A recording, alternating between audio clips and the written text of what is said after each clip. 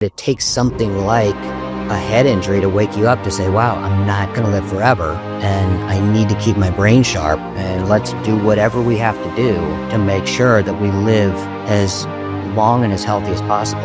On this episode of Max Life, Wesley Sierk reveals how the ultra-wealthy protect profits and reduce taxes using captive insurance, and how entrepreneurs and small business owners can copy the same strategy to take control, build wealth, and flip expenses into assets.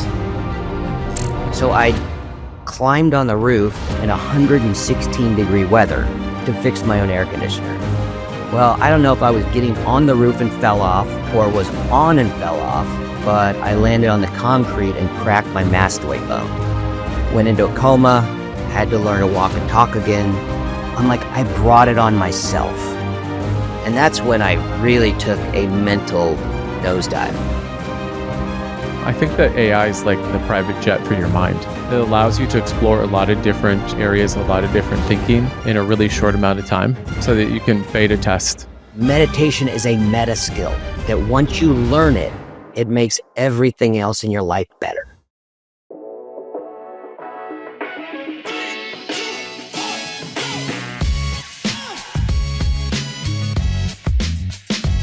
Welcome to the Max Life Podcast. I'm your host, Ben Laws. Today's guest, Wes Sierk, he is an absolute renaissance man. You can actually hear that in terms of his actual professional experience of being owning insurance companies, to being a film producer, to owning a hedge fund that's AI oriented, to literally being one of the most innovative people in the whole world in the spinal world. He totally dives into the health, wealth, and wisdom that he's accumulated over the first 55 years, but he brings it from a unique perspective, from literally falling from such great heights, literally falling at almost twice the height that you would actually kill you, to recovering and building a life of significance. Wes is an absolute easy listen in where we actually explore so many topics that literally an hour and 52 minutes goes by in a blink of an eye.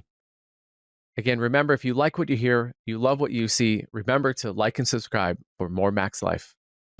Welcome to the Max Life Podcast. I'm your host, Ben Laws, and today we have a legit cowboy. So little birdie told me that this man loves a good rodeo, but I got to tell you, in addition to that, I mean, we're going to have someone who comes from immense amount of success, from insurance to filmmaking to hedge fund to flat out winning the most innovative spinal technology award of 2024. Welcome to the podcast, Wes Sierk. Thanks, Ben. Glad to be here. Yeah, well, I'm glad to have you here. The whole idea behind the podcast was talking with high growth individuals and growth minded individuals, and this intersection between success and living. And, I'm really curious from your perspective, Wes. You have a unique journey that has seen the high highs and the low lows of like success to like, hey, you know what? Is this guy going to potentially even be able to even like talk again? And I would love for you to define, how do you define a max life? And give if you'd be so generous to share with the audience how you got to that perspective. Yeah, perfect. Thanks. So, I mean, we don't have to go all the way back, from a small town in Virginia, but, came out to California, built my business, and was lucky enough to sell one of our businesses in 2019, July of 2019. We live out, so we're in Rancho Palos Verdes, California, and we have a home in the desert, in Palm Desert. And we were out there over Labor Day, and my air conditioner, so I was a contractor in college to pay my way through. So I just love fixing stuff. So what happened was our air conditioner wasn't, because it was 116 outside, it wasn't cooling down the house. It wouldn't get below 80. So I'm like, oh, I'll just buy a big box fan to our air conditioners on the roof to blow through the evaporator to take off some load, and then I'll buy a new air conditioner in the wintertime when it's cheaper. Well, I don't know if I was getting on the roof and fell off or was on and fell off, but I landed on the concrete and cracked my mastoid bone. Uh, so went into a coma, had to learn to walk and talk again. And this was 2 months after I sold my business. So you go from like you say, the high highs of selling to the low lows of, will I ever be the same? And that was like, to me, the huge, that I just didn't know. And you get kind of, I got depressed because I'm like, I brought it on myself. Dan Sullivan from the Strategic Coach, he has a book called Who Not How. So they wrote a whole chapter about me, and it starts, if you have enough money to solve a problem, you don't have a problem. And then it goes through my entire, story of why was I, even if I could fix my own air conditioner, why was I doing it? Because it was foolish to do. So your brain only heals when you're sleeping. And one thing I didn't know is screens really impact your brain's ability to heal. And so I didn't have any screens at all from basically August through right before Thanksgiving. And that another tangent would be, why are we letting kids at such a young age spend so much time on their devices? Because it's proven that it harms your brain. Or even if it doesn't harm your brain, it doesn't allow your brain to heal. But that's another one.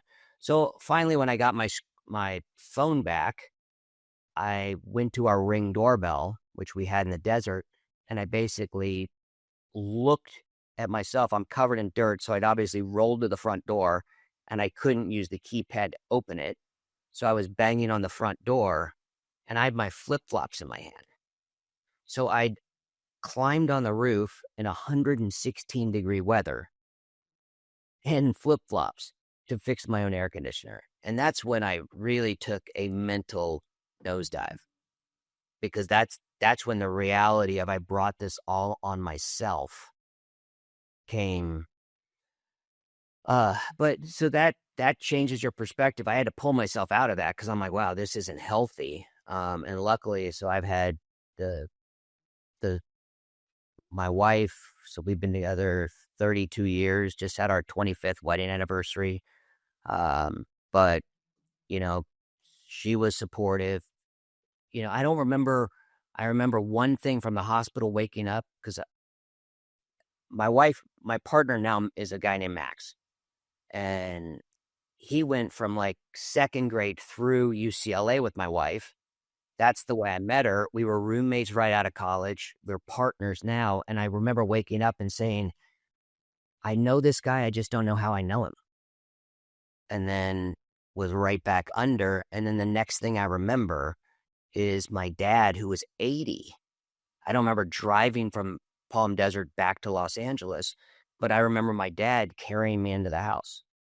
That's the only other, the next memory that I had. But something like that changes my perspective. And I'd say it makes me like, it changes your relationship with email, of course, because what I realized is at that point was email is somebody else's thought on how you should spend your time, not how you should spend your time. So that's one thing. And it gave my son a really good college essay. Yeah. He wrote a whole essay about how he had to be the man of the house and everything else. And they're like, oh my God, this is great. So at this point, your kids are at home still. Yeah. My son was 14. Wow. My daughter was 11. Oh, wow. But it could have ended a completely different way, because the neurologist or brain surgeon said 50% of people who fall from their height or above die. So from their height. So if you're 6 foot, if they just fall from their height, 50% of them, if they fall from that, they die. Yeah. If you're 6 feet and you fall from 6 feet Yeah. and hit your head, 50% of those people die. And how far did you fall? About 10 feet. Oh my Lord. So did I hear you say, like, then you pulled yourself? Yeah, I rolled to the front door, so on the grass because I was covered in dirt, and then I was banging, and it was hot outside, so my wife and my sister-in-law, the kids were, I think, at the pool. I don't really even know, but my wife was there with my sister-in-law, and she's ex-police and a DA investigator, so she's a calm person by nature. So my wife's like, "What's wrong?" I'm like, "Nothing, I'm just hot." And I laid down on the floor, and then I rolled over and started vomiting, and that's when they noticed the pool of blood, and they called the 911. So yeah, my sister-in-law was super calm and collected during that whole thing. Wow. So then you just you obviously go to the hospital. They put you into a coma to try to reduce swelling. How long were you in a coma for? I don't know, 8, 9 days. The total start to finish was 11. And then when I got out and came home, they medically kept me sleeping 18, 20 hours a day. Wow. For how long? Maybe a month, maybe a little longer. Wow. So do you have any memory of during the sleeping? Not really. I remember bits and pieces of it, but that's one thing that hasn't come back. I don't. I have that one memory from the hospital, then going into the house, and then bits and pieces of the first couple weeks were, you know, that's all a blur. Yeah. Yeah. I mean, Wes, I mean, you went from being like this clearly super successful entrepreneur to in an instant being near, like, couldn't move, couldn't really speak. I mean, were you cognizant as you started going in that you were like, there was the Wes before this fall and then there's a Wes after? I mean, at what point did you start to really, really be able to understand the spectrum that you went from to this? Yeah, and it's interesting you picked up on that because so we sold our business, as I said, right before the fall. And that's when you know you sold to the right people. So we sold to a company called Risk Strategies. And they would call my wife to see how I was doing. They never once said, "Come back to work." They were just checking in to make sure everything was all right. Never missed a paycheck. Never did anything. Never took a sick day. They just said, "Hey, get better." So then the doctor told me that I could go back to work a couple days a week to try it out. And what I did is I went back, of course, 8 hours a day, 5 days a week. Some days were 10 hours. And I felt my brain going backwards. I felt it. And I called up, the CEO of the company and said, I really have to go to like 4 hours a day, 2 days a week just to see. And they're like, "Look, we never asked you to come back. We need you healthy. So take all the time you need." And then, sounds weird to say, but thank God then it was COVID, because then we just went to the desert. Well, another crazy fluky thing was we went to the desert over Thanksgiving 2019. And while we were there, our hot water pipe under our kitchen broke. So when we got home, basically the water was almost up to the floor joists, and So we had to get that fixed and then pumped it out, and then they're doing all this other stuff. But it turns out we got black mold.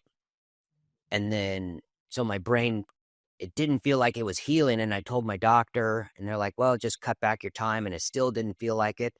But I have a good doctor, and they did a microtoxin test. And like your aspergillus, which is your black mold, was supposed to be, let's call it 21 to 70 on the high end. And mine was like, I don't know the number. Let's call it 2400. So at that point, they had to remediate the entire house. So we moved to the desert during COVID, and while they cleaned the entire house, but mold spores are so small, they had to like clean all the walls underneath, the attic, all the clothing, all the dishes, like everything, because a couple of those little tiny mold spores is enough to then keep breeding. So we had good people and it came down, and I tried to, because I like to be healthy. So I tried infrared saunas and glutathione drips and all the other stuff that, like your first guest, Reagan, who's, one of my guys. Yeah, he's a gift. He's an absolute gift to the world. He's almost like a witch doctor, the way he knows. Like, he's like, oh, this is, and he tells you, I'm like, and this happened because of this. He knows how the entire body works. And they always say, tiny hinges swings big doors. And he is a tiny hinge that swings massive doors, because he knows that one tiny hinge that will fix everything else. But so I try to do it with all the natural stuff, and then finally it's like it wasn't moving the needle. So I ended up spending the $7 on the heavy duty prescription to just knock out all the stuff in 6 weeks. But that was after months and months and months of trying to do it naturopathically, but it just doesn't work. But that's the good thing about COVID, is it allowed me time to heal. And then my son and I, we picked up golf together. And so it was a really good time. I'm always curious for people who've been through an event, whether for themselves or something that's happened in their life, right? Either to their children, their spouse. How do you view success now versus the West before the fall? And how would you define it?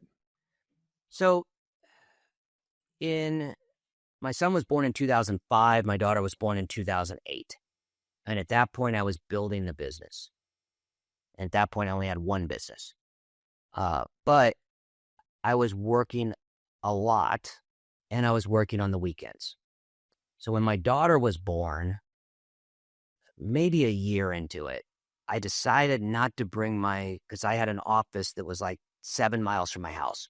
And I'm a guy still to this day who goes to an office. So I have 2 offices, and every day I go to an office, just because I like having all my stuff. I like the scanners and the printers, and it makes me feel good and productive. But I would go home at night, and I would leave my computers in the office. I told our clients at that period of time, look, I work Monday through Friday from 9 to 6. From 6 o'clock Friday through 9 a.m. Monday, I don't check emails. If you need to get a hold of me, here's my cell phone number. And only, I'd say 2 or 3 clients called a couple times, but for the most part, nothing we do is that urgent. And I just tell them, look, I have young kids, and that's my time to be with my family. And by setting those ground rules, I found that they understood it, and some of them even respected it. So, that to me, success was, while my kids were young, really training my clients that what family time was. And I didn't have a lot of interruptions during my family time. And luckily, I mean, I have great partners, and and if it wasn't for them, I give them the credit because they're the black velvet under the diamond. They just make me shine better. And they do a lot of the heavy lifting. And the thing is their strength is my weakness, and my strength is their weakness. So it all works. And we've been partners since, I mean, Jared and I have been partners since 2003, 2002. And it's rare to have longtime business partners where, sure, we have disagreements, but when all of your values are aligned, then even if there's a disagreement, you come from the same belief system. So it really helps get over any of that. And a lot of the times I bring them an idea and they're both like, and I think it's the greatest thing in the world. And they're like, no, this is dumb. It's a waste of money and time for you to travel down this road. I'm like, no, you're not getting it. And we do this and this and this. And they're like, yeah, it's dumb. And then they're like, and I don't know where they heard it. It may have been a strategic coach together or whatever, but they said, always pass your new ideas by check writers. And I'm like, I go to somebody, a client, I'm like, hey, and we're going to do this, this, and this. What do you think? And they're like, we wouldn't pay for that. If it was free, we'd do it. I'm like, wow, interesting. But they keep me from, I like to say that they're my adult supervision. They keep me, focused on what I should be doing, and they are focused on what they should be doing. So growing up in a small town in Virginia, my dad had his own business, but my dad was home. So my dad woke up early every day and made us a full breakfast. So we had biscuits and gravy and eggs and drive us to school, and then was home every night for dinner. And then we would go to bed because at 8:00, because we had 4 kids within 2 years total. Yeah. So my mom is always like, yeah, from when you wake up to 8:00 is your time. From 8:00 on is our time. And when I didn't know until I was much older, is my dad would go back to the office and work. Sometimes get home at 1, 2 in the morning, but then be up at 5:00 to make us a full breakfast and take us to school. And when I realized that, I'm like, oh my God, what a sacrifice. How many parents would have just, if they had stuff to do, today's day, would have just worked through dinner and come home late. So I traveled a lot building the business because we have a national practice. But I always tried to have breakfast or dinner with the kids, even when they were young, because I learned that from my dad. So if I had to go, let's say I'm going to New York City from LA, I'd have breakfast, then fly to New York, do my meetings, and then leave. So I was home by the following night for dinner. So they didn't have to go. And of course, there were times where it didn't work out. But I remember the first time I met Reagan was in Scottsdale. And so LA to Phoenix is a really quick trip. LA to Vegas is a quick trip. So that was a 3-day meeting. And I went LA to Phoenix home. The next morning I flew home. So I went Phoenix home, Phoenix home, Phoenix home, Phoenix home, 3 days in a row. People are like, wow, that's a waste of money. I'm like, yeah, it is, but it's no more expensive than a hotel room. And at least I got to see the kids. And I had joked with them and said, maybe this will mean you spend a few less years in therapy when you get older. But to me, it was important to me to set them as a priority.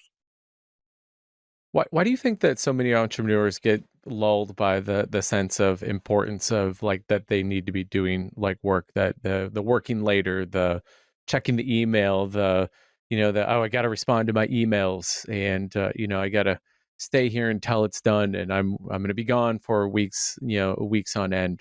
Where do you think that comes from?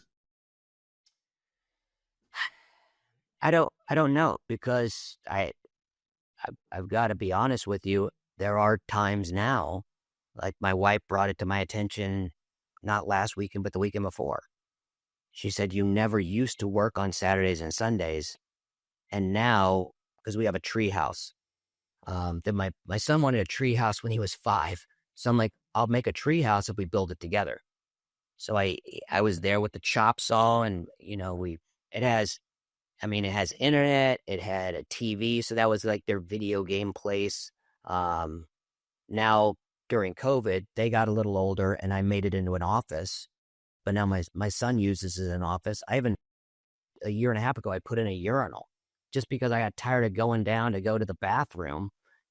So now it's like a little man cave 20 feet in the air. But I find myself going up there and doing work on the weekends. And she said, and I'm like, yeah, you know what? Thanks for pointing that out.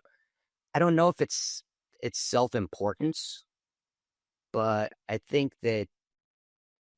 now time, when we think we have a lot of time, we just do a little bit all the time, versus what I found is, at least for me, I'm always most productive the afternoon before I go on a week-long vacation, because I got to get everything done. And if I'm on vacation, I don't work at all. When my assistant I have a travel cell phone. So if she needs to get a hold of me for something, she will. I used to call in every morning for just a little bit, but now I don't even do that. It just says, pretend I died and you have to take care of it. And then if there's something that comes up that's urgent, then she'll call. But, we went to Puerto Rico last summer, and I got one call because I needed to approve something for one of our insurance companies. But other than that, I don't. So if you don't have the time if I think your work expands to the time you give it, and people just allow work to go a lot longer than they used to. Now it's when I get an email from an employee that I check in the morning, and it's written to me at 3 a.m. I'm like, what are they doing up, sending an email at 3 a.m? It's just, that shouldn't be that way. So I came in to do this morning, but I didn't turn on any of my emails. I didn't fire it up, because I knew if I looked at it and there was an issue or a problem in the back of my mind, I would be thinking about it while I'm talking to you. So I just don't. I just don't check work email. My experience with email is that 80% of your email is already just junk. So if you just assume that, and then of the remaining 20%, 80% of that is probably better answered by someone else, right? So then what does that leave us? And then the other portion of it, honestly, are things that that don't require a whole lot of time to respond to. And I'm always amazed that people when people talk about just having to spend hours on email, like per day. And I thought I saw some study that said on average people spend 2.5 hours a day easy on email, which is pretty wild. I mean, I think across 4 or 5 companies, I spend maybe half hour a week. That's awesome. Yeah. But again, key component of that, systems, structure, and people. Yeah, true. I was just trying to think of the guy's name. You should interview him. He wrote the book Come Up for Air. Nick Sonnenberg. He was a high frequency trader, and I know like Dan Sullivan, I know he knows Reagan, but he has a whole program for zero inbox. So I used his system, and basically if I am BCC'd or CC'd, it goes into a separate email box. And if something says, there's all these rules, you copy and paste his rule in your thing. But if it says unsubscribe anywhere in the email, that goes into that separate email box. So now in my emails, I may have 30 that are me, and then the optional, there may be 150 or 200. Because that means I was CC'd or BCC'd, or it says unsubscribe, which is most likely a junk in some way, shape, or form. But no, his whole system, not just for emails, but for overall operational efficiency, is really good. Yeah. Uh, Wes, I want to go back to, though, you're talking about your dad. I think that originally the question been like, how did you view success beforehand? And I still want to follow up. How do you view success like now moving forward? But I love the story of your about your dad. At what point did you know that your dad was unusual? Like what he was doing was unusual, and and that you made the decision. You said, you know what, I want to be just like that. Because like my dad would make breakfast for me every single morning. It was like our little ritual. You know, I can still tell you now, he'd make like a piece or two of French toast, and then he'd take the remaining eggs, turn them into scrambled eggs, and then he and I would sit there and talk in the morning. And this was always at about like 6 o'clock in the morning because we lived out in the middle of nowhere. And I distinctly remember how impactful that was. And so that was the thing that then I decided that with my kids that I wanted to do that. And so it's a thing that I enjoy so much, is making that breakfast with them and for them. And so at what point did you realize that what your dad was doing was unique, and when did you know that this was gonna be something that you're gonna carry forward, and how you were going to define your success? That's a good question, because I don't think I really realized how unique it was until I had a business and I had kids, because that was just what you do. It just that's who he was. But you don't realize how much time and effort it took to do it.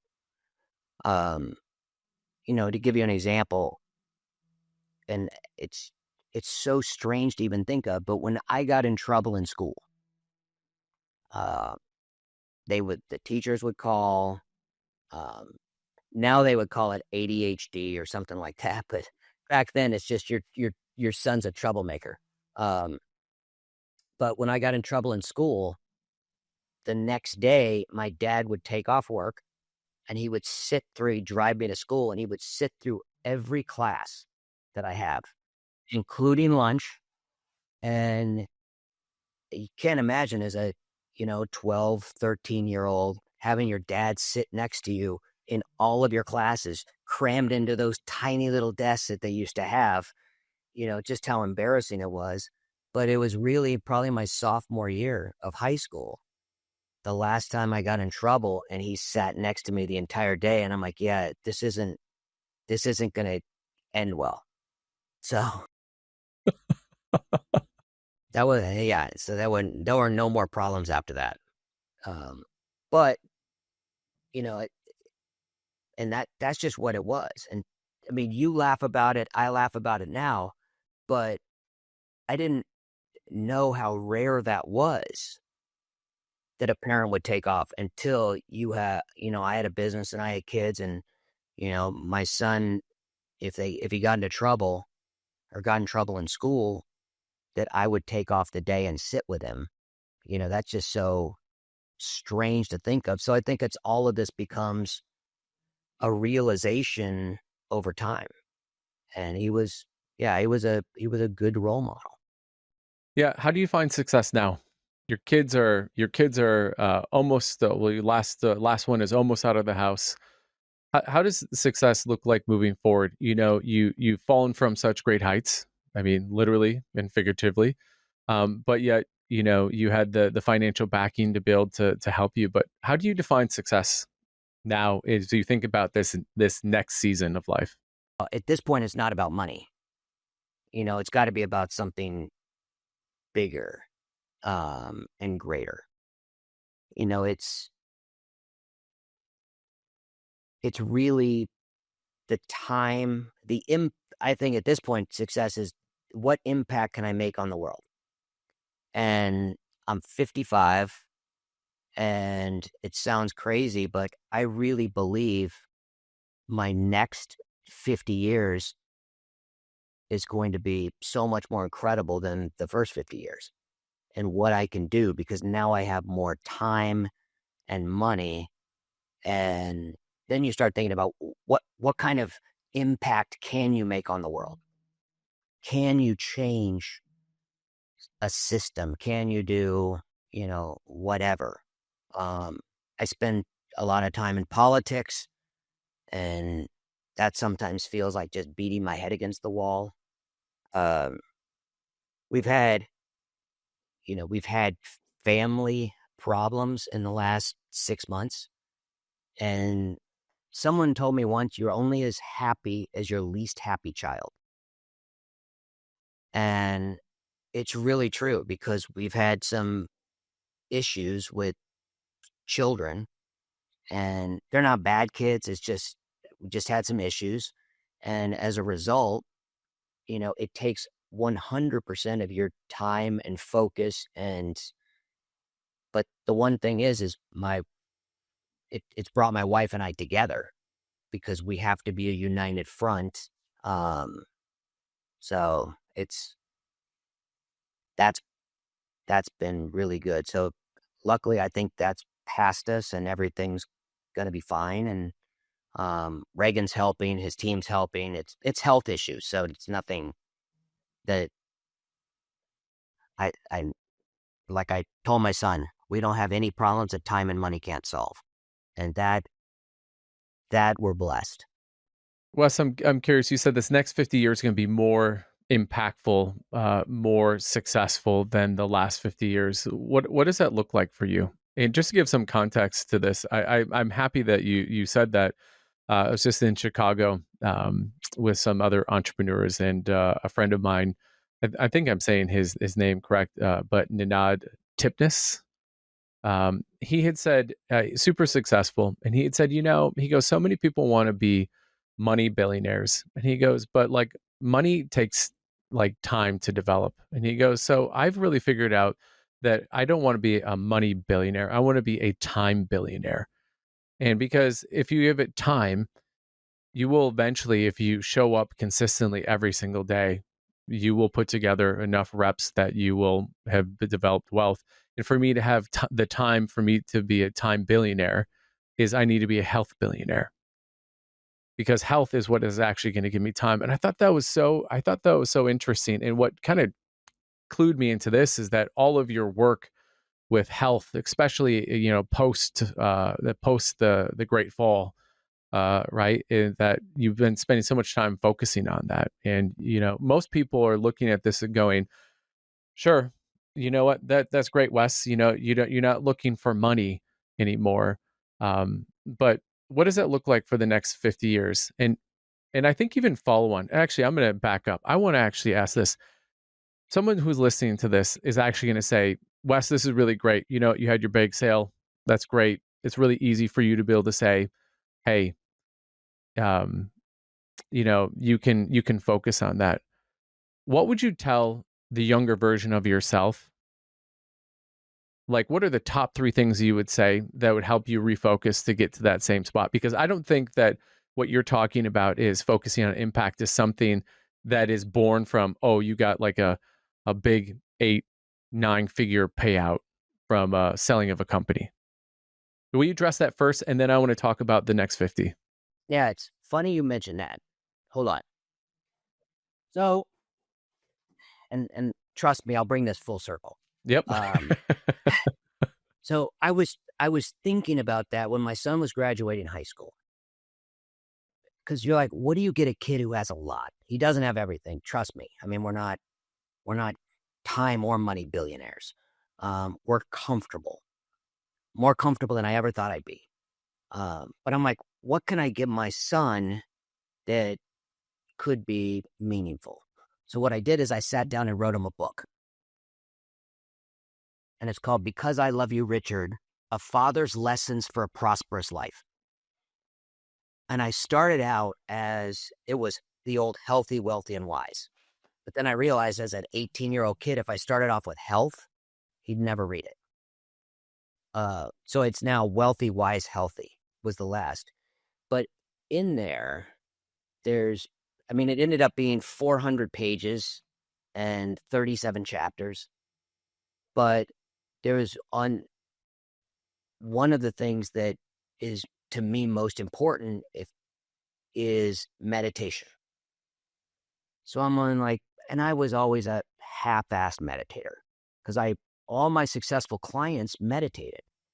But then I do it, I'm like, I don't know if I'm doing it right, and it seems like a waste of time. But now I'm on 856 consecutive days of meditation. Whoa, how many again? 856. 856. Wow. 31,000 minutes of meditation. And the way I described it, I don't know where I heard it, is to me, I said meditation is a meta skill. That once you learn it, it makes everything else in your life better. And if you going back to my old self, if I were to go back, I'd say learn to meditate early and often. Because the way I describe it is think of the freeway and all the cars going by.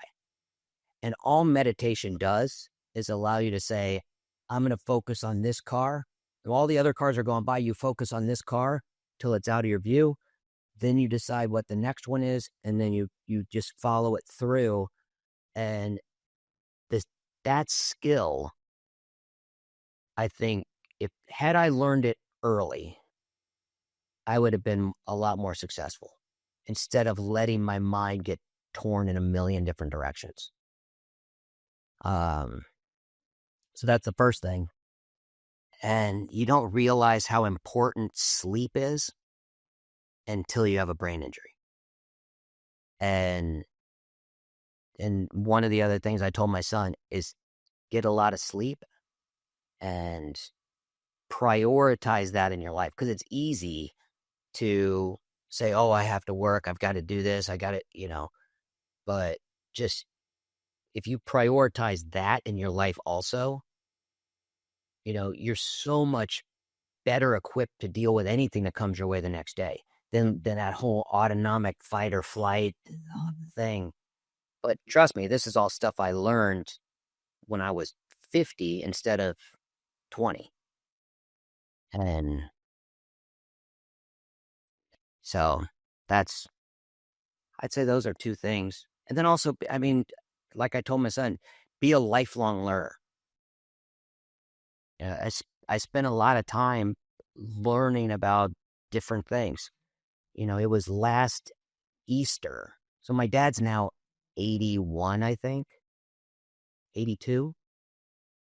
But we said, hey, you want to come over for Easter? And he said, oh, no, I can't because I'm studying for a final. And I'm like, all right. But literally, he's been taking college courses in so many different areas since he retired.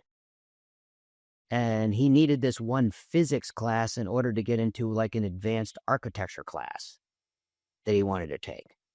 But it doesn't matter what he's studying. He just studies and it keeps his brain sharp.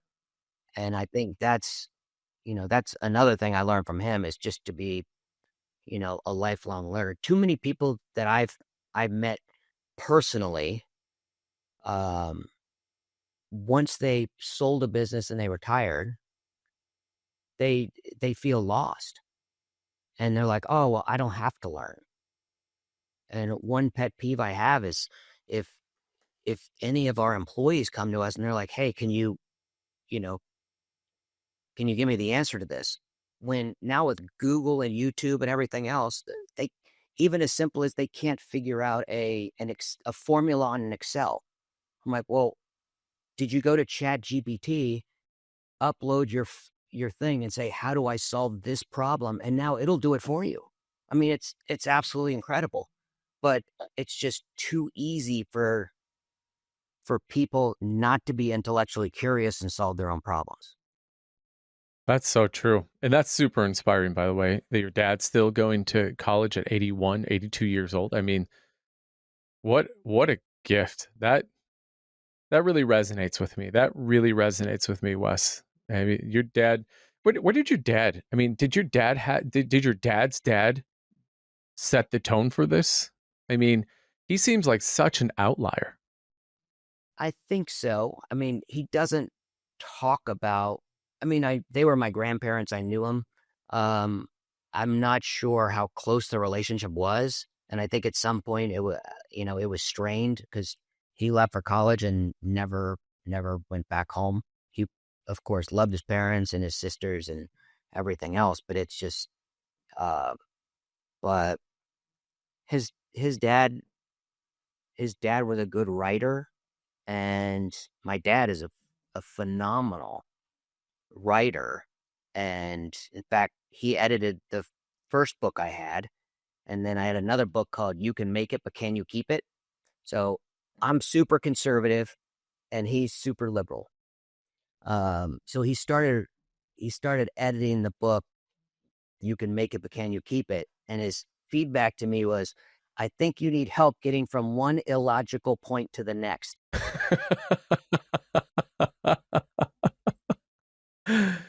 But to this day, if I'll send him a card or a letter or something, and he'll redline it and send it back.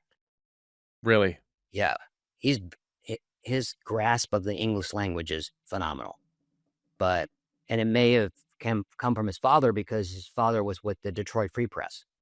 Talk to me about the next 50 years. I think most people, when they've had a big exit, to your point, they're like, I've arrived. But to me, that was just the end of the beginning for you. So talk about this next 50 years. How are you making this more impactful? And what are your foundations for that impact? So the insurance business, I'm still here and I still love it, even though we sold in 2019 and we've gone through our first earnout, and then I signed up again through the end of this year. And the one thing I love about it is it satisfies my intellectual curiosity. Because no 2 days are the same. Nobody's problems are the same. Who knows how long I'll keep doing that. The film company is something I'm going to spend more and more time with. Last year we did 7 films for, I think, $140 million in production value. Have a film in the theaters right now called The Last Rodeo. So then you start thinking, and then I know it's trite because everyone talks about it, but then you start thinking about, instead of the next horror movie and something is going to break even or make money, what can we do that's meaningful? What kind of stories can you put out there in the world that are positive? And this year at Cannes, there's tons of horror movie, there's tons of action movie, there's tons of R-rated stuff. What people want to buy are family-friendly entertainment. Something where they can watch a show with the kids. I mean, why is The Office still so popular? Because there isn't a lot of stuff like that where it has humor for the adults that goes over the head of the kids, but the kids are still entertained because it's a funny show. So that's the kind of stuff you start thinking about. What can you do that's meaningful? And I love the work that Angel Studio's doing. All the family friendly, and I call it faith adjacent. And I'm not overly Christian. I'm Christian, but I'm not like born again. But they're just putting out really good, thoughtful content. So to do the movie The Last Rodeo was with Angel Studios, and I'd love to see what other projects can we keep doing in that. I have a medical device company that. This is super fascinating. Yeah, and because if you look at it, degenerative disc disease is huge worldwide. And there really hasn't been any new technology in 20 years. It's it's eventually a spinal fusion where they cut out a discectomy. They cut out your disc and then they fuse your vertebrae together. So what can we do to change that? And so I invested in a company that ended up going bankrupt and I bought it. And I'm continuing that. So the FDA wants a couple more animal studies, but we did a clinical trial or a safety study in Australia where it had to be effective for 6 months to be considered an effective treatment.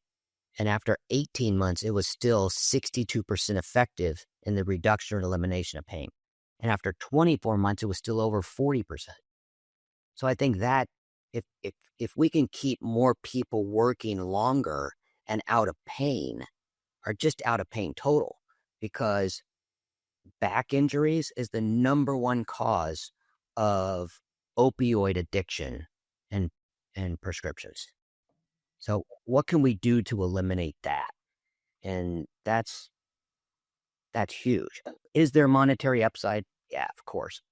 But something I told my son is your wealth is directly dependent on how many people you help.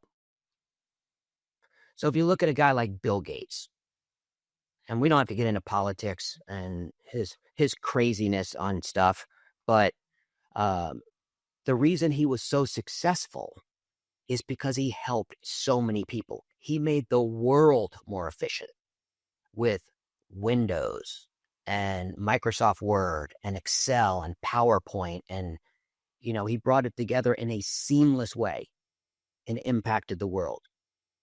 The same thing with Steve Jobs. He impacted a lot of people, just the entertainment industry. I mean, it used to be people who had apples. They were the creatives and they were, be different. That's their whole ad campaign from like the 90s. But now it's adopted. How many people's lives did they change with the iPhone?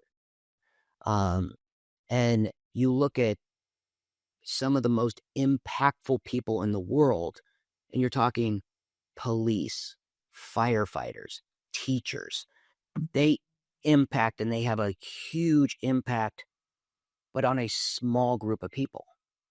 So it's hard to be super wealthy like Bezos from Amazon because everyone uses Amazon.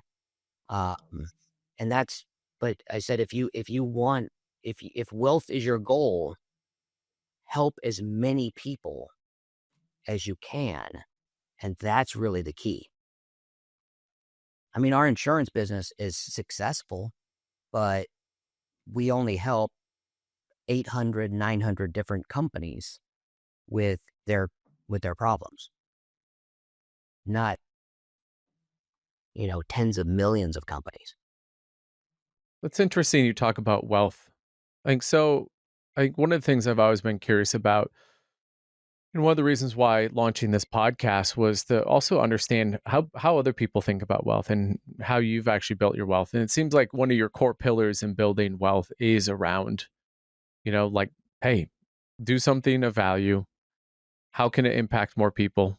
And the more people it can impact, the greater probability is that you're going to have a financial return. And like your spine thing, which again, just as an aside, won the most innovative spinal technology award for 2024, so congratulations to you on that. It's quite the accomplishment. From a guy who doesn't know anything about spine. I did not know that about the opioids. I mean, you think about it. I'm just thinking in my head right now, the people in my life who have back issues, and instantly 5 or 6 come to like mind. If they could stop it when it first starts, and it helps it not deteriorate in the future, then it's that's where you do. That's where you get it when it first starts appearing, and there's so many different people. I mean, look at the NFL and the NHL. There is a lot. Once they leave, they have compression spinal compression issues, almost all of them.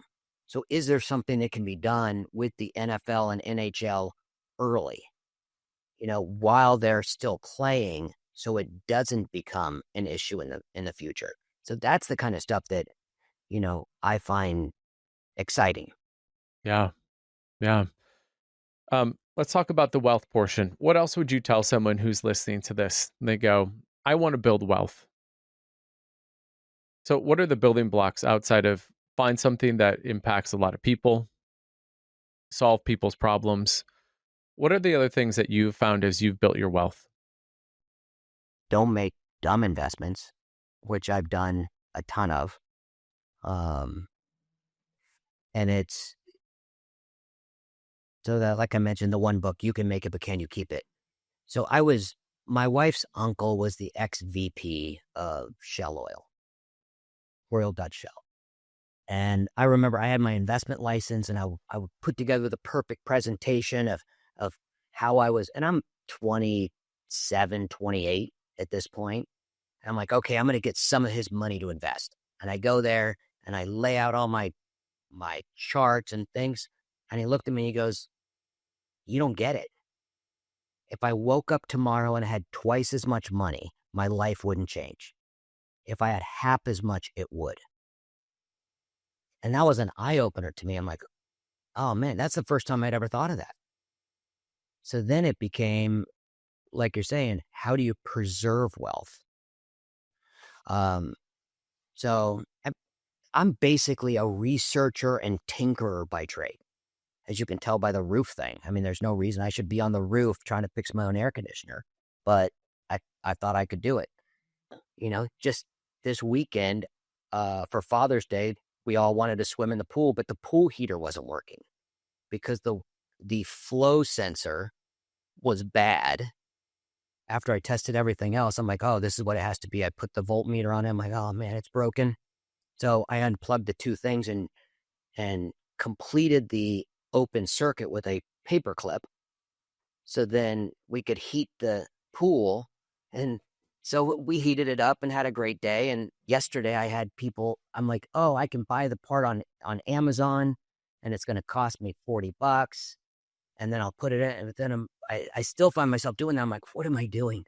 So I called the pool guy on texted him on Father's Day. I'm like, hey, I sent him a picture of the paper clip. I'm like, I completed the circuit, but I'd like for you to fix it. And they were out there yesterday and they fixed it. But it's still a learning experience. I mean, I got to get myself out of those things. But yeah, next podcast. This is Wes. After falling from great heights, he got electrocuted. I mean, it's insane that I'd still do. That's my normal go-to, is to fix it myself. And I do have to change that. So as far as wealth, I would say put money away. All the stuff you've heard of before. Invest in yourself. I would say get a diversified portfolio, but that only gets you so far. I really think wealth is built by building a business in an area that you love. My son went off to college, and one of the chapters I wrote for the book and took out was why college is necessary. Because I just knew the way he thought. And as soon as he got to college, he's like, I don't know why I'm here. Bill Gates never graduated college, and, Zuckerberg, and he starts listing off all these billionaires. And I said, look, I'm going to send you the chapter I took out of the book. I have the answers to the test for you. I said, what makes them different is they are brilliant in one tiny area, and they have passion and relentless drive around that area. I said, you don't have either. You don't have anything. You have a deep, deep knowledge of, and you don't have the passion around it. So why are we wasting our time talking about this? You're not Zuckerberg. I'm not Zuckerberg. I mean, That's so it. But that being said, I don't think you can get, and I don't want this to be depressive, but I don't think you can get a true wealth by working for somebody else. I do think no matter what you do, if you enjoy a certain area, start out while you're working for someone else, get your toes wet. If you enjoy marketing, in this gig economy, it's completely possible to start something and then realize, wow, I love this.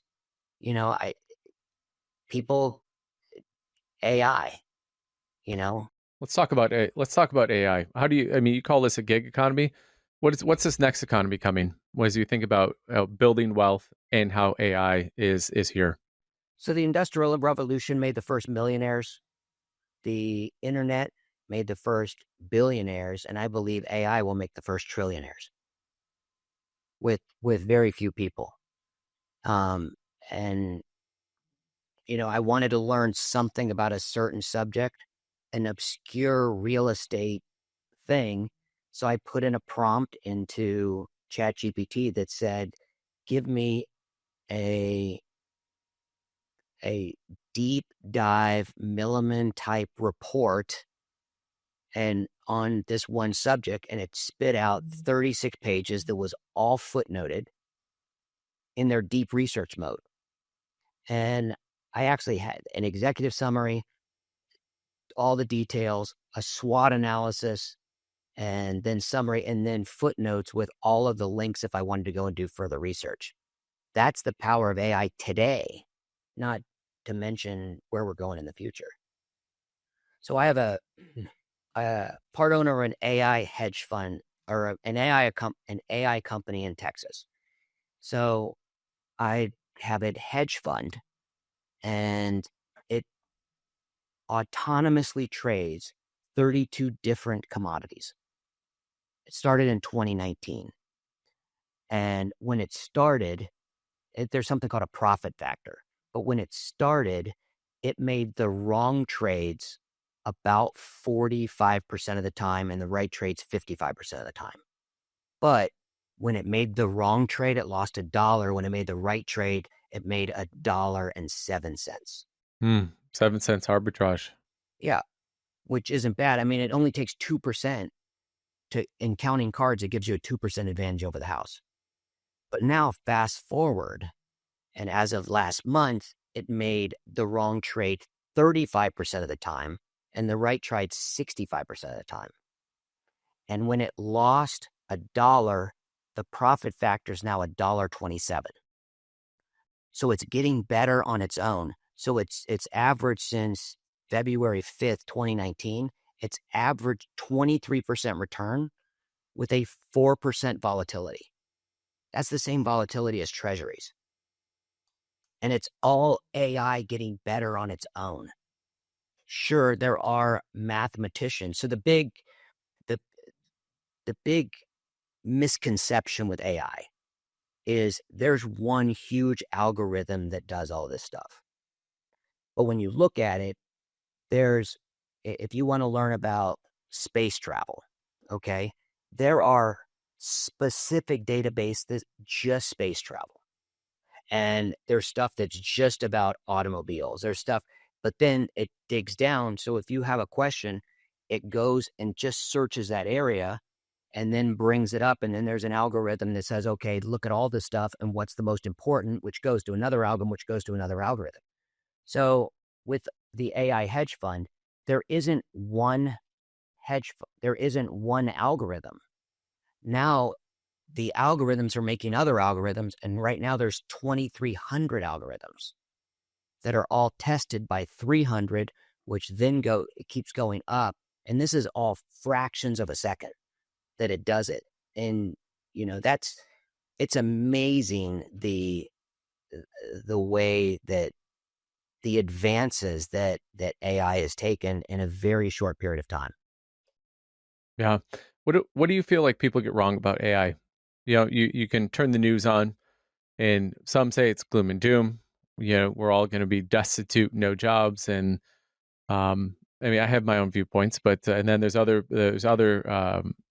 people who go, hey, you know what? This is just going to create higher levels of opportunity for new jobs. Yeah. And I'm of the second category. I believe that if you look at AI like an unpaid intern, you always have to go and check the work of that unpaid intern. And that to me is what AI is whatever you want to learn. Now you have the ability to do it, and then you can test out the hypothesis and, always, whether it's Gemini or Perplexity or Claw. I mean, I use them all just to see what different ones are different or better at different things. But always make sure you use the deep research mode and ask for footnotes so you can go in and check. So then you don't have to, second guess whether or not the information is correct. And then if you go to look at those footnotes, then you could see it may have been taken out of context. So you kind of have to still do your own research. But I believe that, people that can master AI are going to be the ones that can write their own ticket. Because, I mean, we have a bunch, because our kids are younger, so we have a bunch of people that are in computer programmers. And they want to write code and everything else. And I have to resist telling them, look, I think that's a fool's errand, because right now, like, they're taking a class in Python. And I'm like, look, I have Obsidian and I needed a Python script to keep track of my daily stuff. And I just went to Google Gemini and I said, write a Python script that does this, this, and this with these variables. And literally, I don't know anything about Python. And 5 seconds later, I have the program that I just dropped right into my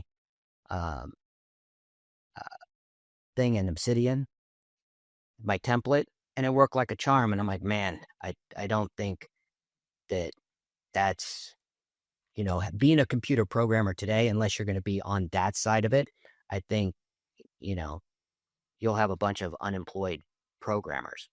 But the one thing that it will always be, if you understand AI, but you also have the ability to communicate, because that's what I find is missing with everybody.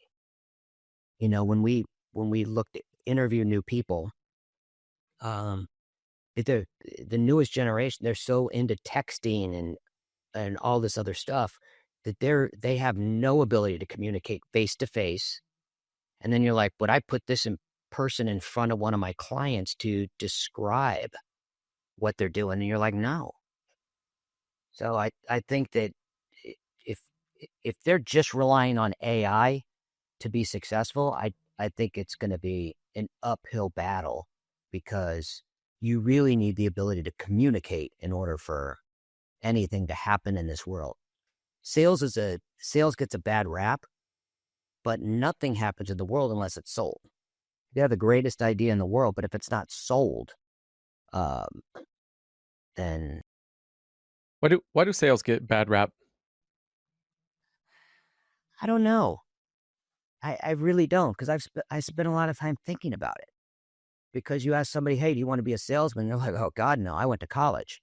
And you're like, ah, because, sales to me, sales is what makes the world go round. And somebody that learns how to sell and communicate, it doesn't matter what industry they're in, they will always find success. But I don't know. I think it goes back to the old door-to-door salesman or something.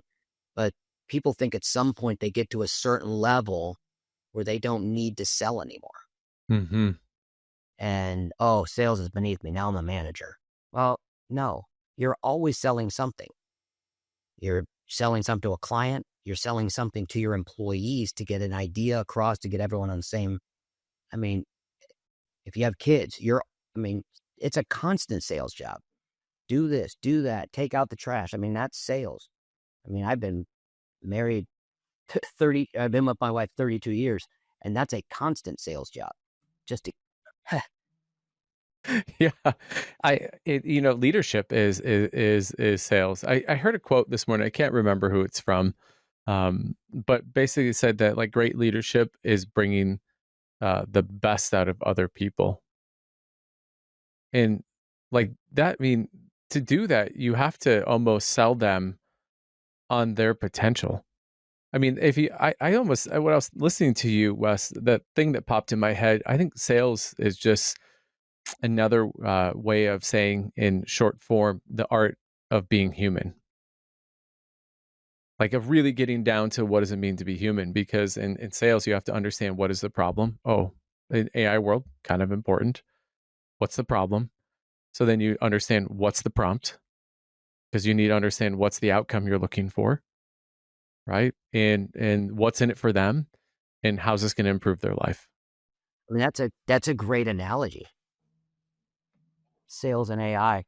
You talked about being ADD, or now they call it ADHD. I remember when when I was being diagnosed, there was ADD and then there's ADHD. It was like ADD with like a plus sign, it was like, and I heard someone talk about, that so often in our society, we talked about there's hunters and gatherers and farmers, right? Um, and I think one of the problems when you have that is that number one, people get into like a silo, right? But the thing that they talked about with people with ADD is that they were the spotters. They were the ones that noticed that the herds had shifted, or that the crops weren't nearly doing as well, or that the berry bushes were coming in a little bit earlier than normal, or it had transitioned, or that there was like illness. And um a dear friend of mine, Chad Jenkins, he talked about that what's coming next is this is not it's not an AI economy, it's an idea economy, and I think he coined that.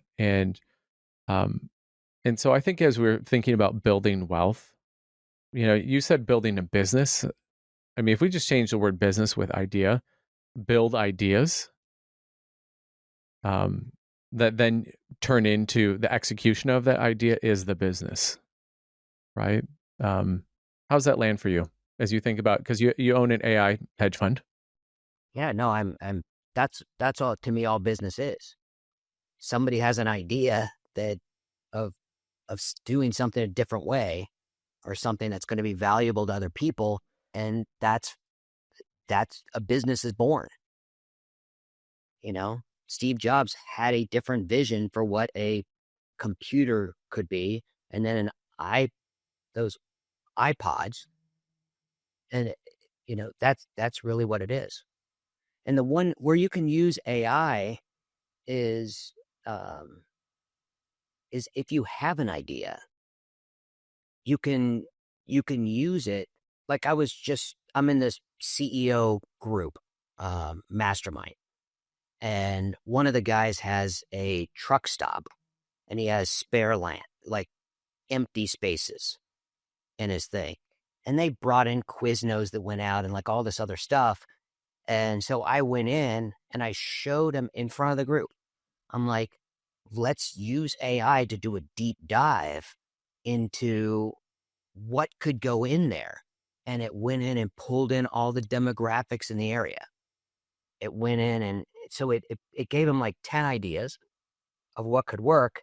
And then we said, we like this one, go deep. And it was basically a 40-page report of how we would attack to get that in there, to make it profitable and other stuff. And I'm like, wow, that he would have paid a consultant, hundreds of thousands of dollars to come up with that. And maybe it's the wrong idea, but it's, if you have truckers that are there for a 6-hour period of time because they have a hotel or motel right next to it, what can you do to keep them engaged? And it's just interesting how AI can come up with it. And the interesting thing is it can give you ideas that you'd never even thought of. It could say, think outside the box. Yeah, the non-obvious, the look around the corner that you can't maybe see. Yeah. So still, silicon nitride is basically a hard man-made thing. Um, they use it a lot in medical devices for like artificial discs, and they use it for Kevlar for vests, bulletproof vests, because it's that strong. Oh, wow. So I went to 3 different AIs. I went to Gemini, ChatGPT, and Perplexity. And I said, give me some out of the box thinking, because it's antibacterial and antiviral. So they put these artificial discs in, and not one of them out of 600 had any bacterial reaction. I mean, so it's a natural antibiotic thing. So I said, just let's think outside the box of other ways we can use this chemical in the world. And it was amazing. It came out with all this different stuff, including antibacterial, antifungal, and antiviral fertilizer for crops instead of using Monsanto or any of that other stuff. So fast forward 9 months, and now there's a patent on it, because just from a simple search to say, how else can we use product we already have? But I would have never thought of that. And then to think that an individual can go out and get a patent on something just because.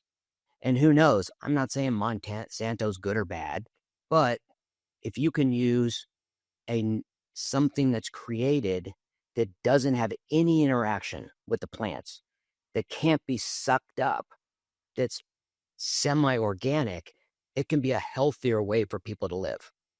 Because, and I got to tell you, Robert Kennedy's kind of kooky in a lot of ways, but he also makes sense in some of the ways, right? I thought he was a whack job until I actually read The Real Anthony Fauci, and when there's 2,200 footnotes in that book, you're like, oh man, this is crazy. Interesting story about him, if you have a second. So my son was interviewing my father for like a 5th grade or 6th grade report about his life. And my dad knows, we've talked about, he knows obscure things. So he was talking about franking privileges. Are you familiar with that? Mm-mm. So franking privileges means if you're a member of the government, congressman, senator, any elected official, that you don't have to put a stamp on your letters. All you do is sign your name, and that's good. That's called franking privilege. And in fact, those machines that you put your letters through that put stamps on them, those are called franking machines. They're not called stamping machines. They're franking machines. So he said, so like when Bobby Kennedy was assassinated, so my dad was drafted for Vietnam, and because they noticed he was bright, like brighter than a lot of the other people, in a very, very difficult period of time in our life. Oh, wow. But so that's franking privileges in case it ever comes up on Trivia. Yeah, trivia. That is fascinating. I want to keep moving down the line here in the order that you gave that book to your son. I want to talk about wisdom. Knowing what you know now, what's the wisdom that you would love to be able to share with your younger self, and or someone who's maybe here, whether they're 50 years old, they're 60 years old, or they're like 20 years old? Talk about the most 3 impactful wisdom anecdotes that you think really reverberate that you should have known earlier. I mean, I just flipped the chapter to the table of contents. So one chapter I wrote It's called How to Make Friends from the Perspective of a Lifelong Introvert. Say more. Because everyone thought because I'm in sales and I had a business that I'm an extroverted person, but I'm really not. And it took me years to grapple with that. Because I'm like, why aren't I like all the other salesmen in the insurance industry who like going out and going to dinners with people and going to Laker games and all this other stuff? And I really didn't enjoy it. It sucked away my mental and physical energy having to be on display and feel like I needed to do that stuff. But when I realized that I recharge my batteries by myself. And that's okay. There are people who are, that are completely extroverted. And then there's people like Elon Musk. And although he's in the press, he's an introverted person. He recharges his batteries being by himself. And if I would have realized that earlier, instead of having I always had anxiety around being there. And it's so strange because I wasn't growing up in the theater. That's what I did. And all I ever wanted to be was an opera singer. So you think, wow, I'm fine being, I'm totally extroverted, but I wasn't, because that was really, I'm an introverted person, but I knew my parts, I knew my stuff. So it was really me being there by myself doing the stuff, and other people just happen to be out there in the audience. But I think if it's okay to be introverted, and had I known that earlier, I think my life would have been a lot easier because I would have accepted it. And I go out with clients, and it's not like I won't do that, but to me, I just have to figure that out. It's business acting. Mm-hmm. So at that point, I'm just playing a part, and that's the way. But then I always come home to my wife and kids, and get recharged that way. And another thing is, I never understood the power of gratitude until later in life. So in growing my business, so I'm standing at a drafting table. So I've had the same drafting table since the 90s. And I have a couch and a chair behind me, but I never used to have anything in my office except for my drafting table. I didn't have a seat. I didn't have a couch. So if an employee had to come in and talk to me, they had to come in and stand and talk, which made them uncomfortable. And it was my way of getting them out my door faster. But it wasn't. And so my partners came to me, this was probably 2006 or 7. And they're like, hey, you know what? People are just uncomfortable. They want to talk to you, but they have to stand there and talk to you. I'm like, yeah, that's the whole point. They should be working. They shouldn't be coming to tell me that they had a fight with their boyfriend or anything else. But I got couches, and then realized that, I have to show gratitude. And it wasn't that I wasn't grateful for all of our employees, because I was, but I never let them know I was. And that subtle, unconscious signal was enough to be off-putting to them. But now I make a show of letting people know I'm grateful. And I think that it doesn't mean you're weak. People like it. Well, I don't think it's not like it doesn't make you weak. I think it makes you strong. And I think that when AI creates the competitive parity, you know what's left is the beingness of being human. And one of the core underlying, I think, root core central themes of what it means to be human is being seen, heard, and understood. And I think that when you have all those things happen, you feel like gratitude, because at the end of the day, we just want to belong, right? We want to belong for who we've been, who we're being, and who we're going to become.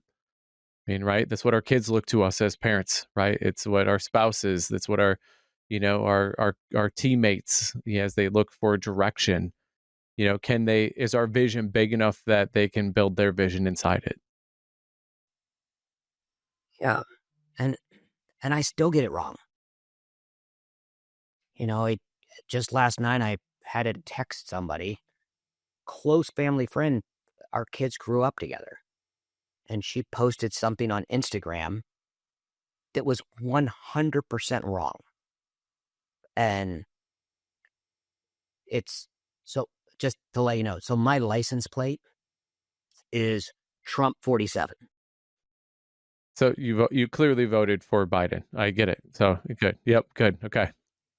But she posted that we all needed to go out to this No Kings rally because Trump is deporting American citizens.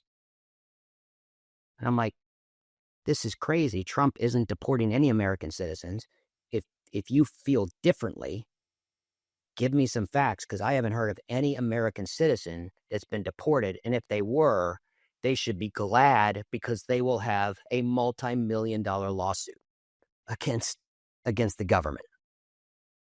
And instead of responding, and then I finished it off with, like I said, I get it wrong. I said, everyone is entitled to their own opinions, but they're not entitled to their own facts. But that led to a message back that said, you voted in a dictator, unfriend me ASAP and I'll do the same. And then she wrote my wife a letter saying that we're done as friends. We can't be friends with somebody like that. So just last night, they wouldn't take my call. So I wrote everyone involved an apology, saying, if I offended you, I didn't mean to. It wasn't an attack on you. It was just, I was trying to state facts that it's dangerous to let to put stuff out there on the internet. We were already in a politically charged environment. And me and my heart, because we've been friends. We've gone on vacations together. I've never treated anyone with anything but respect. And I can't see how after 20 years, if that statement is enough, when you know what my heart is, whether I'm a Trump supporter or not, that I'd never before just throwing random people out of the country. And if that offended you, I'm sorry. And then she didn't text back, but her husband did, and said, let's let it lie low, and, let's all get together in a couple weeks and talk through this. And where do you think? I mean, because this is on both sides of the aisle. Where do you think this major veering away from, at the core, that we are more united and more of the same than we are different? Like, where's the veering away? Like, when you think about it, because I agree. I think that a lot of this it comes from a place of I think obviously everyone has their own opinion, and just to be clear, as I'm stating this is not like as a political statement, but I think that this is a human being statement. And I'm curious from your perspective, right? Because both sides of the aisle, right? We've all experienced it, right? Someone posts something on the other side and then they get something, or vice versa, right? Where do you think because I feel like, you want to talk about the screens, right? That screens aren't healthy for your brain, especially the healing of your brain, right? We talk about giving screens to our kids. I also think screens are also at the baseline of where we see this vitriol amongst it's like the anti-being device. And so I'm just curious from your perspective, because you just obviously sounds just went through this, and taking politics aside, where have you seen like the two roads diverge? yeah, and I have my own theories on this, but I will say, because one of my things is to spend more time in politics, because I think our system is broken. And where I truly believe most Democrats and Republicans are on the 40-yard line.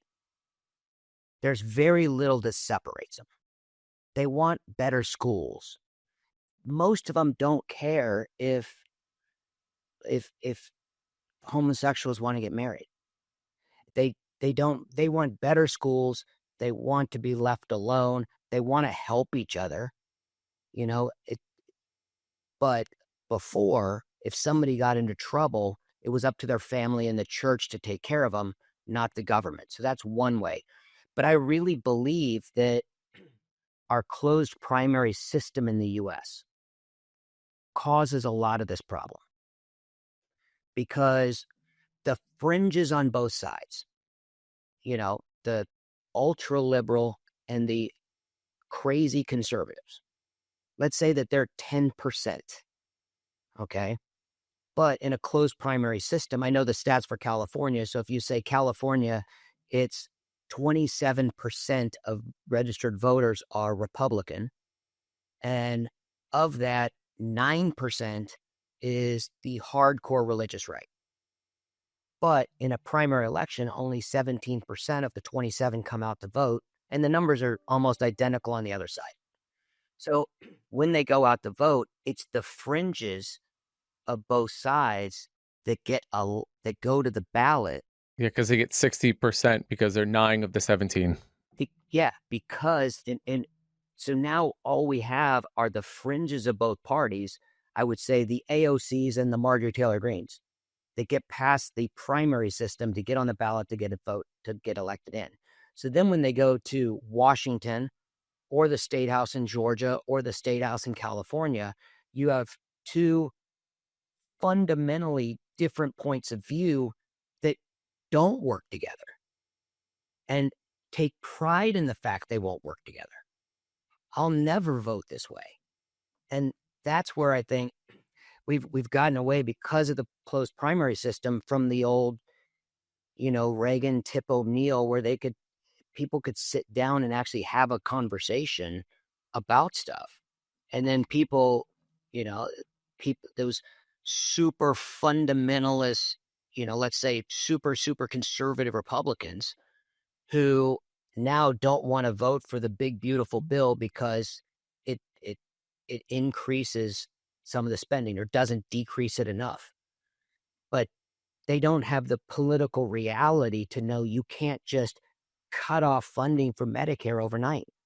You can't fundamentally change Social Security. Like all this stuff, this safety net, it's a big ship. It's going to take a while to turn.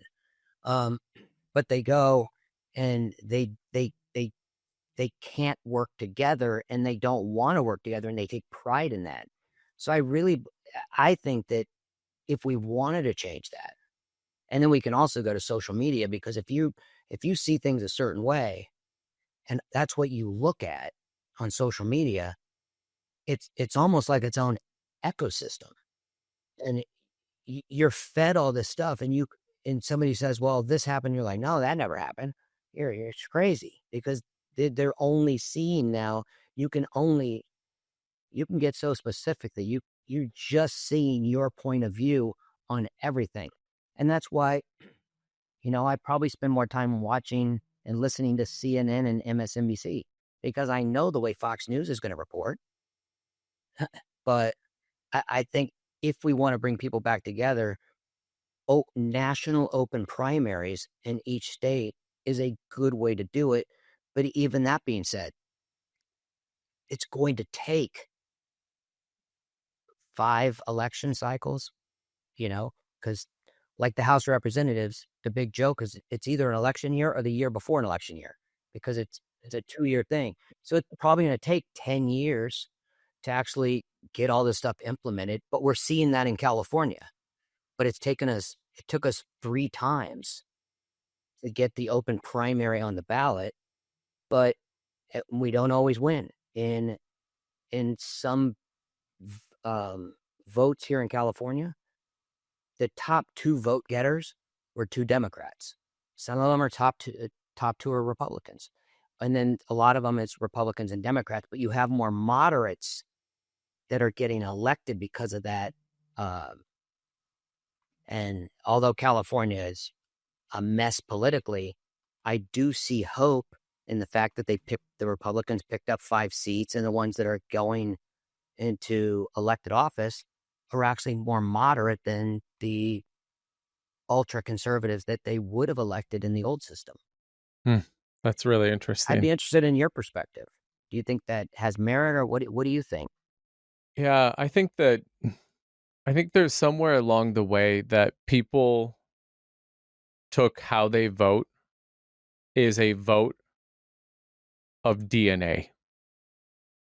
In that if you don't believe that, then you are actually voting to eliminate, like, it's almost biological, right? I mean, you think about like your kids, right? There's not very many things you wouldn't do. And I mean, truly, I've had this, like, there's this litmus test, like someone has said, like, hey, would you kill for your kids, like to protect your kids? And I mean, usually most people are like, well, give me the context, right? Like, and then you give them the context, and it's like, yeah, if it's life or death, like, yeah, like, um, and I feel like that's where we've gotten to, is that there's no middle ground. It's either in terms of either if you don't if this party represents a DNA, and if you vote against it, that you are eliminating any room for any sort of other context. And I think that to me has been the death of like the humanity portion of this, the portion of the gratitude of seeing the other person, is that they have a frame of reference, they have context, but it actually doesn't define who they are. And I've seen this on both sides, especially across in some of my businesses. Like, I'm sitting across from, liberals, from conservatives, and it's really interesting. I see this dichotomy of that they one side feels the exact same about the other side, right? But just in the opposite extreme. And I think I think that social media, I think you hit it in the nail on the head when you go and you search something, and then all of a sudden they go, ooh, hey, to get your more attention so I can get more ad dollars, I'm just going to keep feeding you the things that make you continue to come back here. The truth doesn't sell ad dollars. And that often, though, that there's the truth on either side, and the truth really lies somewhere in between. I mean, that's how. I mean, I think of this as very much in terms of, very often when I have arguments with my wife, is that there's my viewpoint and then there's her viewpoint, and they both have validity, but the truth actually doesn't lie with one of us. It actually lies somewhere in between. And yeah, and I think that is very much what I see, like in the politics game, is that it's kind of devolved to an identity vote and if you vote a certain way, then you are somehow like a horrible person. And and yeah, which I've never gotten. Gone are the days where people are civil in their discussions. So we just signed a 4-picture deal with BuzzFeed, which is a BuzzFeed media. So they own the Huffington Post. Most people would put them on the very liberal side of politics. But the president of that is a guy, Richard Reed, and we disagree politically, but we can sit there and have a fascinating hour-long conversation about politics that's calm and reasoned. And I'm like, why can't all the things be like this? Why can't everyone have these discussions? Because you can actually learn a lot from somebody like that who is educated on the issues and just sees things from a completely different point of view. And I'm like, wow, that's interesting. I never thought about it this way. But it's a lot of people they can, as soon as they know you voted for Trump or Harris or whoever. It's so true. I actually appreciated that you said that, hey, as a conservative, you actually spend more time reading CNN, MSNBC. It's actually one of the practices that I did when I started my wealth management, wealth coaching company, is that I would try to read as many publications, far right, far left, and then kind of the middle right, middle left, as I could, because you could take the same issue, and it was crazy. I mean, it was crazy that you would see the same issue framed in a different way. And it really, after 22 years of doing that, it really gave me the framework to understand that um, that it used to be issue, now it's identity. Yeah. Which is a shame. Yeah, it really is a shame. But I appreciate you sharing, Wes. I mean, I truly do. I appreciate you sharing that story, because I think these are the things that I think we're experiencing all along, and I think goes back to like your point number 2 on the wisdom piece, which was about gratitude. Um, and I think it's the most simple yet profound statement is that if you can look at someone not for what they're saying or what they voted for, but for who they are, because that's what you basically said back to your person, be like, hey, this viewpoint does actually not define who I am. And you know me, like the me, the 20 years of like memory making, memory dividends, right? To quote Bill Perkins. And I super appreciate you. I super appreciate you sharing that. Anything else you want to share on the wisdom side? No, I guess the only other thing that sticks out is to just be using my dad as a example, just be a lifelong learner. And too many people, I think, made it in quotes. So they're like, oh, then let's take our foot off the gas. And I don't need to keep learning. Like there are a lot of people that are contemporaries of mine who are super successful. And you're like, well, what are you doing in AI? Are you spending any time? No, it's never going to work in my business. So we'll just leave it alone. It can never replace me because I own the business. And you're like, yeah, okay. But that's the kind of thing is I spend a lot of time in AI, and I really believe it's not going to solve everything, but it can solve a lot of problems. And to the extent that you embrace it, I think in whatever whatever your business is, embrace it in some way to make you more efficient. And then that gives you more time to be with your family. So if you're just grinding all day, every day, I'm trying out a program called Ellie. And what it does is it actually responds to your emails, and I uploaded like 2,500 responses to emails. So now it can automatically respond, but I don't have it do that because I've been trying it out for 3.5, 4 months. But every once in a while, it doesn't do something perfect. So then you have to go in. It's not just changing that email. It's letting the program know that this isn't exactly what it should do. So it learns instead of the same thing with ChatGPT. Too many people take the response and then they just cut and paste it and then they change it in there versus letting ChatGPT know why you're changing what you're changing. And, it's is where I think that no matter what industry you're in, having a tool that replicates you, that makes you more efficient, allows you to spend more time doing whatever you want to do. Yeah. You know what I liken it to? A lot of people talk about how a plane is like a time machine because it allows you to be multiple places in an abbreviated time. I think that AI is like the private jet for your mind. It allows you to explore a lot of different areas, a lot of different thinking in a really short amount of time so that you can beta test to yourself, right? Because the number one check writer you need to convince is yourself, right? And then that's like step 1. And step 2 then you start to like build MVP around it, then so that you have something to be able to actually talk about. And then you ask check writers, right? And the speed to getting to there, instead of it taking months, it could happen in an afternoon. Just done. And so I love that. Wes, I want to move to health. And I'm following in the order that you gave your book to your son. I'm really curious. You've obviously have had a different reason to like really get after health, right? With the fall and the recovery from that, and to kind of build back to where you can actually have a a bigger future than the bigger future, like the bigger 50 years than the last 50 years. What are the top 3 things that you would love to tell your younger self that you know now that you wish you knew when you were 25? Stay in shape. It's always easier to stay in shape than get in shape.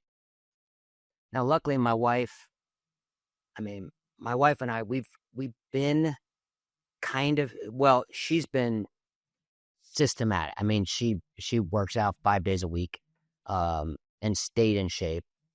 And there are times I go in, it was peaks and valleys. I would do it, I wouldn't do it, I'd do it, I wouldn't do it. And, I just think it's a lot easier to set that consistency early, because it helps in so many different ways. That it is the cure for most things, being healthy. But there's certain ways to tweak that. Health, I mentioned it before, sleep is super important. It I was reading the book by Stephen Kotler, and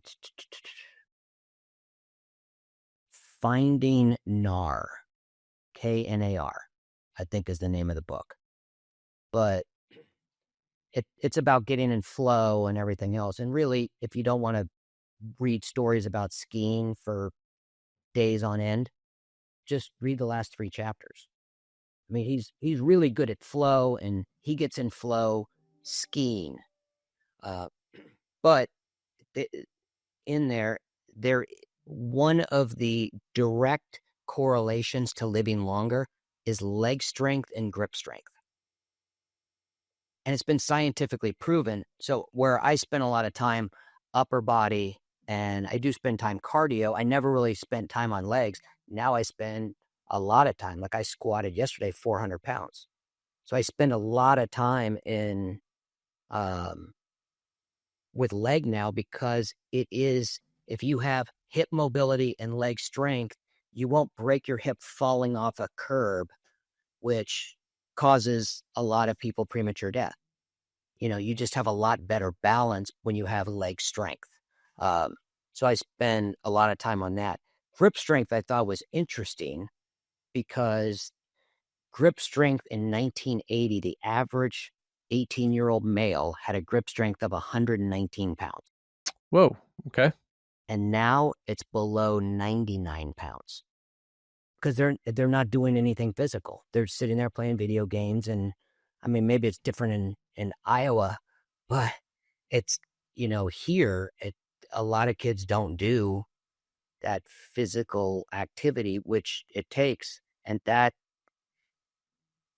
basically puts them on a trajectory of being immobile in their careers, in their life. What a great fact. Yeah. I mean, I will tell you that in my own health journey, the grip strength, it, like doing dead hangs. I used to be like, what's the big deal about this dead hang thing? And I'm like, what's the really big deal? And I got to tell you, hang on there for like a minute, and then repeat that multiple times. One of the hardest work. It is one of the hardest mental, emotional of all the things I do in a workout. Like it's the strangest thing. I'm just hanging, and it is a mental, emotional, like torture, especially towards the end. You have the same thing? I agree. And trap bar deadlifts, I used to use the straps to help me pull it up, but now I'm like, I'll do it. I do it without straps, and it's harder. But dead hangs it's something I don't look forward to them. Let's just say that. And it's interesting. So my daughter, she's going into her senior year of high school, and her number one school, what she wants to do is go to the Naval Academy and, become an enlisted officer. So she wants to serve. But they have physical requirements to get into the Naval Academy. So you've got to run as a woman, you've got to run like a 6-12 mile. You've got to do different than the men. The men have to do something crazy like 45 pull-ups in 2 minutes, which is insane. But she has to do a chin-up hold for 50 seconds. And you don't realize how hard that is. That's really tough. I mean, that's a lot of upper body strength and, like you said, mental strength, because it's so easy to just say, oh, you know what, I'll do it next time. But it's crazy. Yeah, it really is. But somebody told me years ago, and it's kind of true, that people spend all their health making their wealth, and then they spend all their wealth trying to get their health back. And we know Joe Polish in common. Yep. But he said, a person with their health has a million dreams. A person without their health has one. And I've found that to be true. But it's so weird because I spend probably, between me and my wife, probably $100,000 a year on between Reagan and other doctors and specialists. And I mean, you have to have a medical team. It's kind of like those Venn diagrams. You know, not everybody knows everything, and you're in the middle. So you need all these doctors that agree to work together. But people are like, oh, that's a waste of money. But I don't think so. But it takes something like a head injury to wake you up to say, wow, I'm not going to live forever, and I need to keep my brain sharp, and let's do whatever we have to do to make sure that we live as long and as healthy as possible. The government stats are 50% of people who turn 50 this year will live to over 100. Wow. 50. And everyone's like, oh, I don't want to live to 100. Well, you don't want to live to 100 if you're like people you see that are close to 100. But if you can live to 100 and be like you and I are now, who wouldn't want to do it? I'd live to 200 if we could. Yeah. Yeah. Yeah. Amen to that. I mean, my goal is to, again, it sounds outlandish, but my goal is to live to 180. And the reason why I put that out there, and it sounds so outlandish, is that it forces me to think differently. And by thinking differently, I mean drastically differently, it forces me to act differently. And when I act differently, then the results are different. And so wow, I didn't know that 50% of people are 50 will live to 100. Yeah. But just your vision of 180, you're living a healthier, better lifestyle. And let's say you only live to 120. Well, that still kicks ass over, you know, that view of, oh, I'll be dead when I'm 80. Yeah. Yeah. Yeah. Yeah. It's one of my major things is I want to be living an epic love affair with my wife. And, you know, at 90, I still want to be that guy that she can't keep her hands off. So that starts now. It's at 43. That March starts now. So, well, Wes, where can people find you if they want to read about you? You talked about having books. If they want to follow you on any of your socials, what are the details? I think they're all pretty much the same. It's Wesley Sierk, WesleySierk. So that's my Instagram, LinkedIn. I think our YouTube channel is Risk MGMT Advisors, Risk Management Advisors. And I think it's also under Wesley Sierk because we have a bunch of videos there. But books are on Amazon. And the book I wrote my son, I'm not selling. So I wrote the book and I didn't have an editor. I edited it myself, but then he likes audiobooks. So I was reading the audiobook version. Oh, cool. That paragraph didn't make any sense. So I printed up 50 copies and it basically says in the beginning that these are for friends and family and I want to crowdsource edit it. So if you go to Spotify the book, Because I Love You, Richard, A Father's Lessons for a Prosperous Life, is on Spotify, so anyone can download it and listen. But please, just give me your feedback and say, this chapter was too short, this one went too long, and then I just want to get it. Once I get all that, I'll print one more copy. And my email is Wesley, WESLEY at wesleysierk.com. So any feedback I'd love to take. That is fantastic.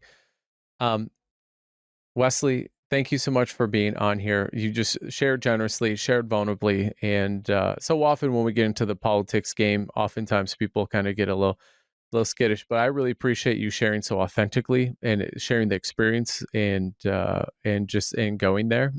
So appreciate that and appreciate you. Before we leave, I like to let all my guests leave one last ripple, one last thought to send us out. So what do you want the audience to think about or remember from our conversation? I don't know. The one that pops in my head is staying in shape is much easier than getting in shape. And that is so true. Well, Wesley, thank you so much for being here. Thanks for being on the podcast, and looking forward to having many more conversations.